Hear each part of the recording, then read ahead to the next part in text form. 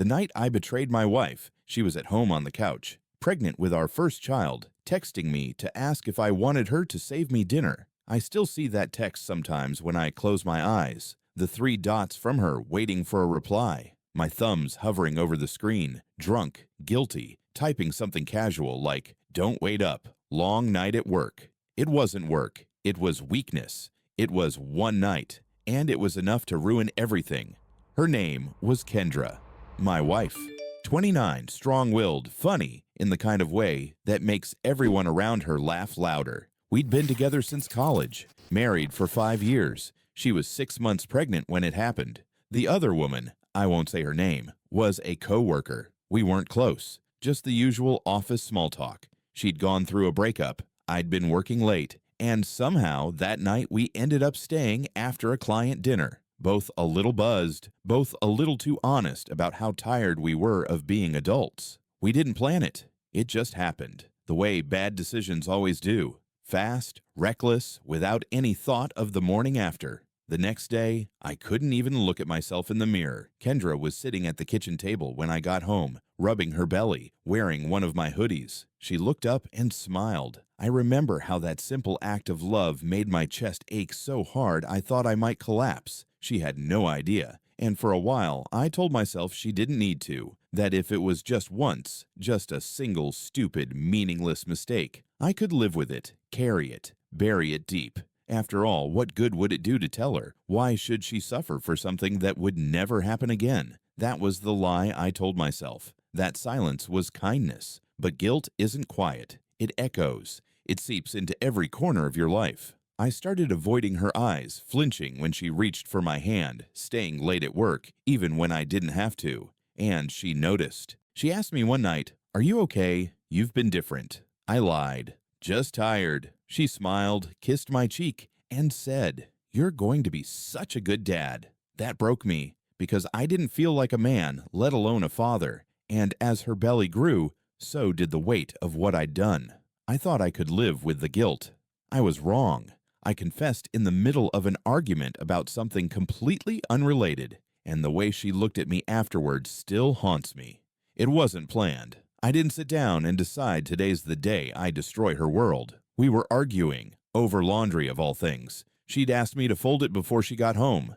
I didn't. She was exhausted, her back hurt, and I snapped before I could stop myself. "It's just laundry, Kendra." That was all it took. Her face dropped. She turned and said, "I'm pregnant. I worked all day, and you couldn't fold a basket of clothes?" I don't know what broke inside me in that moment, but something did. The shame had been eating me alive for weeks. The stress of pretending. The weight of watching her love me, while I felt unworthy of every ounce of it. I blurted it out. I cheated. The words hung in the air like poison. At first, she didn't even react, just stared at me, blinking slowly, like she didn't understand the language I was speaking. I tried to walk it back, to explain, to soften the impact. It was once. A mistake. I didn't mean for it to happen. It didn't mean anything. But every word made it worse. Her hands trembled as she sat down. She didn't cry, didn't scream. She just whispered, "While I was pregnant?"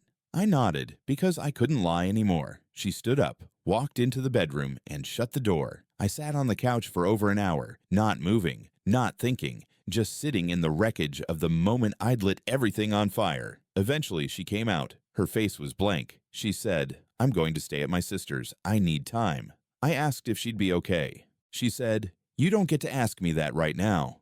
And just like that, she was gone. She didn't take much. A bag, her keys, her purse, left her wedding ring on the counter without a word. That small silver band I had put on her finger 5 years ago now looked like a symbol of everything I'd broken. I didn't sleep that night, or the night after. Every room felt wrong without her. Every little thing, the sound of her slippers, the pregnancy vitamins next to the sink, the folded baby clothes on the dresser, felt like they were judging me. I kept thinking, I didn't cheat because I didn't love her. I cheated because I let something inside me rot and didn't deal with it. I never meant to destroy her. I just wasn't brave enough to face myself. But intentions don't erase actions. And one mistake, one night, had created a crack that might never heal. She didn't speak to me for 3 weeks.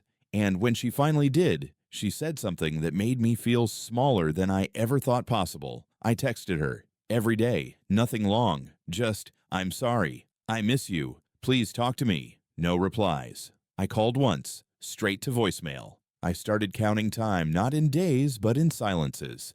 Long, punishing stretches of silence where the only sound in the apartment was my own self-loathing. Her sister Erica finally answered my call on the 12th day. "She's okay," she said. "She's safe, but she's not ready." I asked if she hated me. Erica paused, then said, "I think she wants to, but mostly, I think she just doesn't recognize you right now." That hit harder than anything else. She didn't recognize me, and honestly, neither did I. I went back to therapy. Real therapy this time, not the once-a-month sessions I'd been phoning in. I told my therapist everything. How I felt numb before it happened. How I hadn't felt like myself in months. How I thought becoming a father scared me more than I realized. I said all the things I never told Kendra. Things I should have told her instead of someone else. 3 weeks to the day, she finally texted, "I want to talk. In person." We met at a quiet coffee shop on a Tuesday morning. She was wearing a loose gray hoodie, hair tied back, eyes tired but steady. She sat down without a smile, without a hug. I asked how she was feeling. "Like I'm carrying a child I can't raise with someone I don't trust," she said calmly. I nodded. I didn't try to defend myself. There was no defense. She reached into her bag and pulled out an envelope. Inside were ultrasound pictures from the appointment I missed.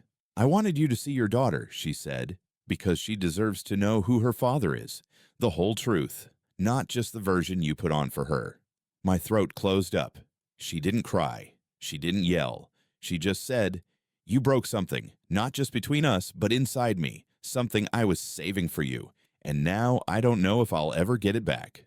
I wanted to tell her I'd earn it back, that I'd spend the rest of my life proving I was better, but I didn't, because the truth is, sometimes you don't get to decide how much damage your mistakes cause. She stood up. "I'm not making decisions today," she said, "but I needed you to see my face when I told you this. You hurt me in a way I didn't know I could be hurt. And no matter what happens next, you need to carry that, not just the guilt, the responsibility." Then she walked out, and I just sat there, holding a picture of a child I hadn't met yet, and wondering if I'd already lost the two people I needed most. She let me be in the delivery room, but she didn't wear her ring, and she didn't let me call us a family. Time didn't fix things. It just stretched them. After that coffee shop meeting, we didn't talk for almost another month. She didn't block me. She didn't move out permanently either. She just held space for herself, for the hurt, for the decision only she could make. I stayed in therapy, kept a journal, wrote her letters I never sent. Every part of me wanted to rush the healing, to prove I was better, to win her back, to be the man she deserved before I blew everything apart. But one thing became clear: you can't earn back what someone doesn't owe you the chance to fix. When she finally called, it wasn't to reconcile. It was to tell me she was in early labor. I asked if she wanted me there. She said, "If you're coming, come to show up for her, not for us." So I went, and I showed up, held her hand through contractions, ran ice chips, stepped aside when she needed space. Tears ran down her face when our daughter was born. She held her first, I held her second, and I didn't cry because I was overwhelmed with joy. I cried because I didn't know if I'd ever be allowed to be more than just her biological father, because even in that sacred moment, I could feel the distance between Kendra and me, the kind of scar that doesn't bleed anymore but still aches in the quiet. A nurse asked if we wanted a photo together. Kendra said no, gently. And I understood. Over the next few days, I helped with feedings, changed diapers, and slept on the hospital couch. She let me be there, but never too close. Back home, she moved into the guest room. She set boundaries. We talked logistics, schedules, pediatrician visits. Nothing personal. One night, I asked her softly, "Do you think you'll ever forgive me?" She looked at me, not cruel, not kind, just exhausted, and said, "I might, but I don't think I'll ever forget that you made me go through the most vulnerable time of my life, doubting whether I was enough." I nodded, because there was nothing left to say. Today, I co-parent. I show up every day. I never miss a visit. I never cross a line she hasn't given me permission to. Some days, she smiles at me. Some days, she doesn't. But every day, I carry the weight of one night that changed everything. Am I a monster? I don't know. But I was a coward. And cowards hurt the people they love the most, not because they don't care, but because they don't think beyond the moment. Now, I think about every moment because I'm raising a daughter who will one day ask what love is. And I want to be someone whose answer won't make her question it.